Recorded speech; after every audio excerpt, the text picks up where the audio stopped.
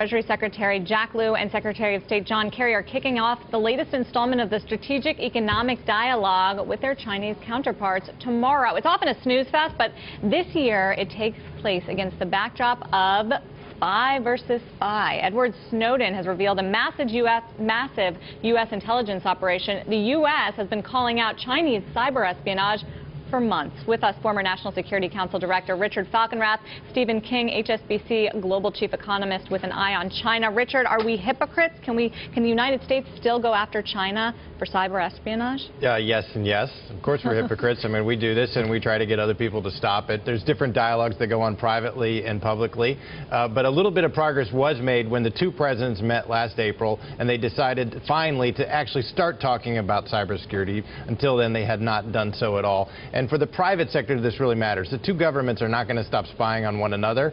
It may be possible to reach some basic rules of the road about the extent to which they permit their surrogates to spy on private global companies. Well, I'm glad you mentioned the private sector and companies, because we should draw a distinction here between spying for intellectual property theft from U.S. companies and what the NSA is doing, and certainly government officials should be able to do that. And that's what they're going to do. I mean, there's no question, when the official spying, one government agency against another, that's going to continue, and they're not going to talk about that, except to score some rhetorical points. But as I said, that it has gotten a little bit out of control with syndicates out of China spying on global companies, including especially the financial industry here in New York, and to the point where the Obama administration really started raising this at a high level, at the presidential level, giving speeches, and the Chinese said, okay, well, at least talk about it. I can guarantee you these will not be particularly frank, candid talks. They're very stilted and carefully scripted in advance. I'll say. Well, Edward Snowden certainly factors in one way or another, and in fact, while he remains hunkered down in that Moscow airport, the Guardian newspaper overnight actually released a new excerpt from its interview with the NSA leaker. Take a listen. The NSA doesn't limit itself to foreign intelligence. It collects all communications that transit the United States.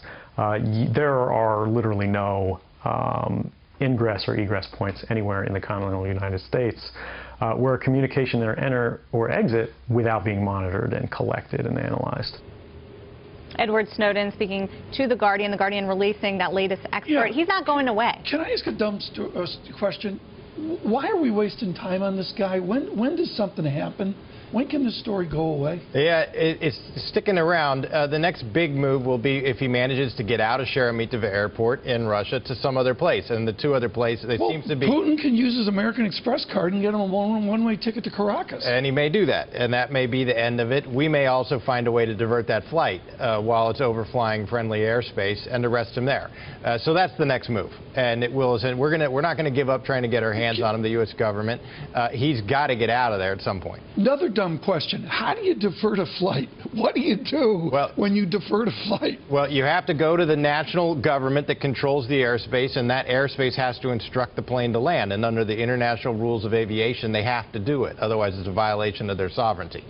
So you've got to figure out the flight plan, figure out whose airspace it's going through, and ask them to do it. They just did it with the Bolivian president. And his president. They don't like send jets up to fly next to it and all that? I mean, we could, the United States could. Next time I go away, you're going to divert my flight, I'm afraid. But no question, this complicates, Richard, an already complicated relationship between the United States and China, not to mention the fact that Hong Kong let him leave. That's right. Although, boy, are the Chinese glad he's out of there, not their problem anymore. And sure it does. I mean, it's very difficult, you know, for the United States now to look across the table at its Chinese counterparts and be tough on cybersecurity when all this stuff is out for everyone to read right now.